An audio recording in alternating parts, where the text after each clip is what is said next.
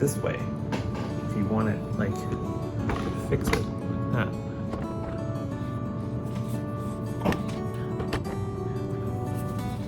Okay.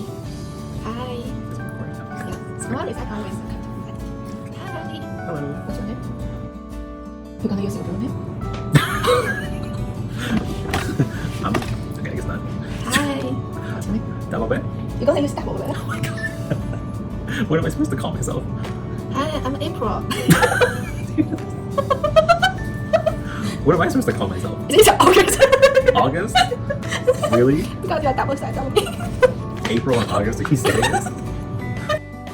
I'm April. I am Alan. Today I'm gonna introduce Alan, and you got the most famous Chinese story, Chang E rushes to the moon. And when I first have this idea to introduce Chinese story to people through YouTube, the first story you asked me about is Chang E.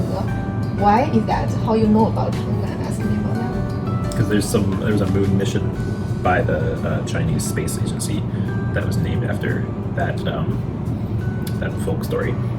That's why you are interested? Yeah, I like space stuff. Do you know why the name is Chang E? How you? There's some moon goddess Yeah. who has a pet rabbit or something like that. Yes. Okay. Yeah. China has this lunar exploration program, so they have all the spacecraft satellites named after Chang E, which is the moon goddess in the Chinese fairy tale. And they also named the moon lander, the robot lander, Yutu. Do you know what's the meaning of Yutu? I've told you before. Jade rabbit. Yeah. So all our stories gonna be explained today. Are you ready? Shall we begin? What's the name of the character again? Chang'e.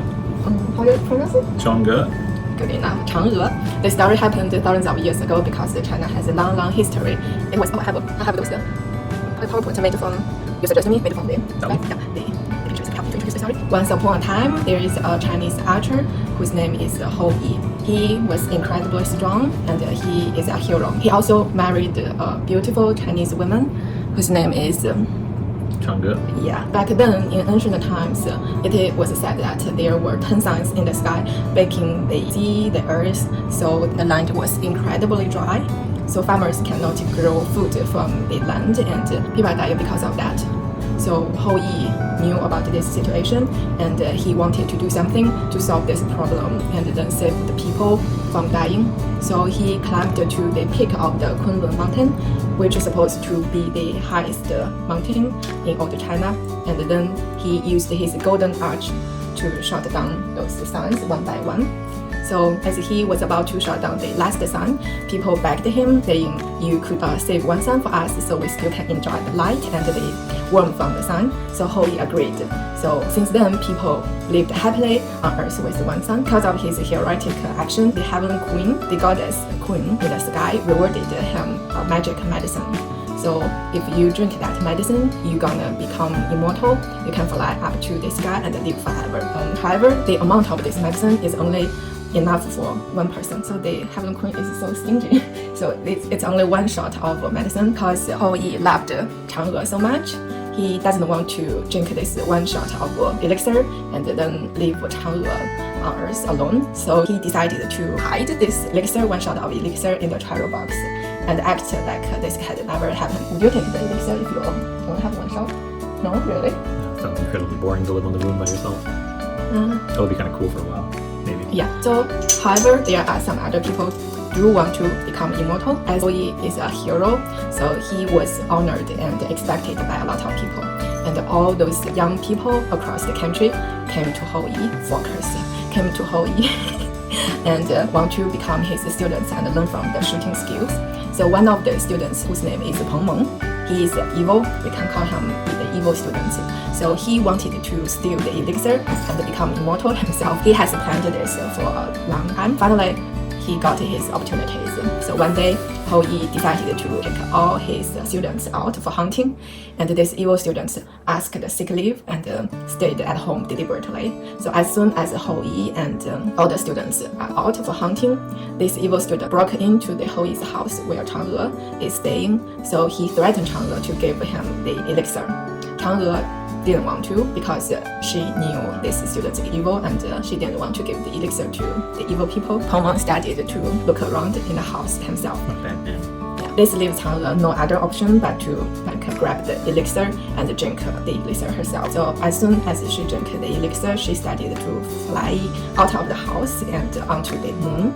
She decided to land on the moon because it's the nearest to the Earth. Though she can live immortal on the moon, she still has the heart belongs to the mortal lives because she never forget his deep love to his husband Hou Yi. When Hou Yi has returned from the hunting, he was told what had happened, and he felt so angry and astonished, and he wanted to kill that evil student. But of course, the students already fled away. Hou Yi felt so sad, and he looked at the sky, looked at the moon, and surprisingly, he found out that today the moon is so round and clear, bright, and most interestingly, he found that the shades on the moon resembles the figure of his wife. Do you see that? Sure. Maybe this can help you better, like a girl, like looks like this, like this. You see that? Yeah. Yeah.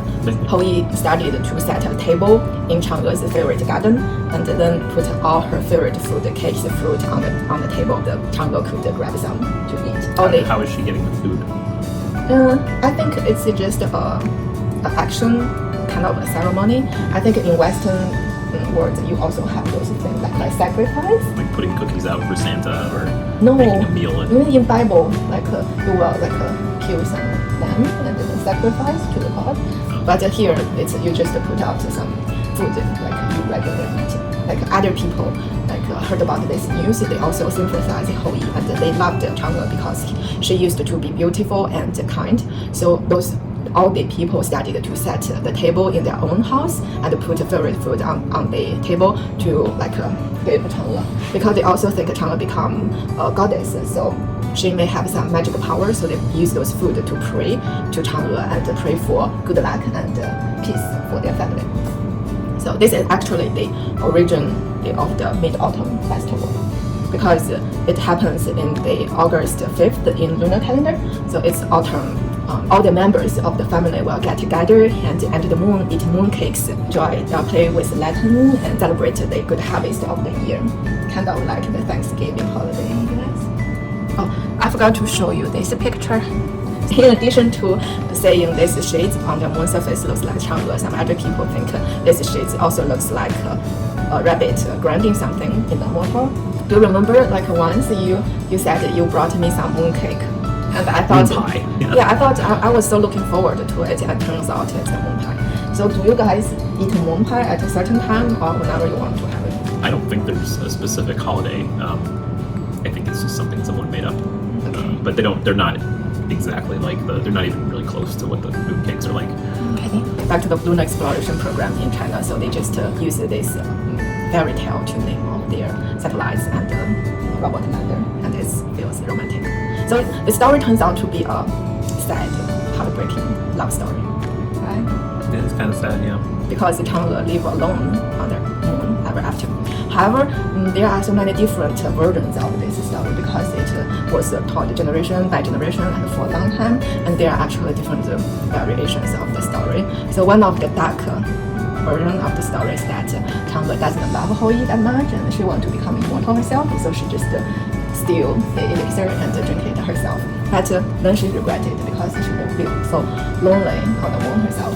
And there is another version of this story that Hou Yi becomes bad to people and even cheated on Chang E, so Chang E doesn't love him anymore and then take the elixir because she doesn't want Hou Yi, this evil woman, to take the elixir and become immortal. So there are different versions of this story. But the one I told you before is the official version.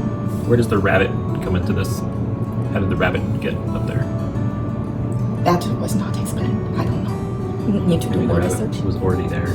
Yeah, I think people have the rabbit in the story just because the shades looks like a rabbit. Yeah. Pareidolia. Yeah. That's what it's called. People seeing shapes and patterns where there's most of this randomness. So there's an analogous story in the Bible, in the Old Testament, in Genesis, of Adam and Eve, and Eve eats the apple.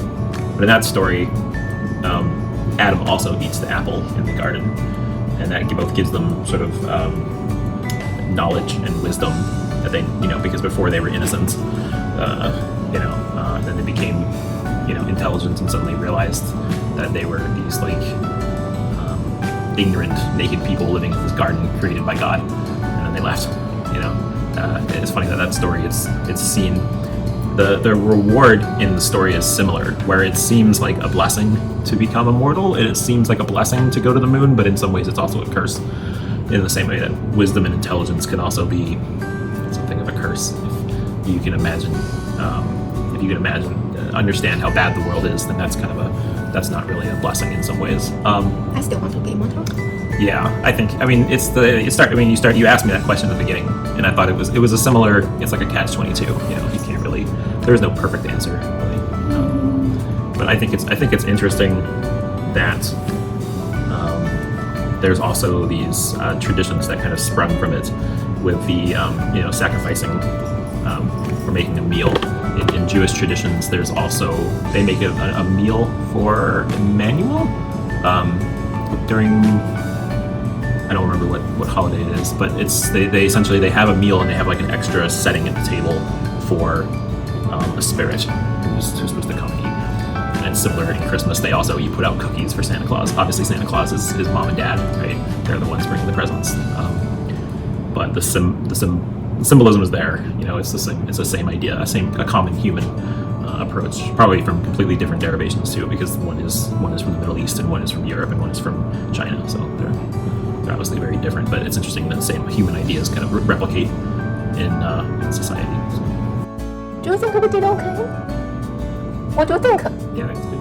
Really? You're supposed to ask funny questions. But I don't think I'm good at my English because Got a lot of that. Ponyo has been distracting us a lot. Okay. No, I can't. Bye bye. Next Bye. today we're gonna talk about more Chinese story later. Bye bye. See you next time.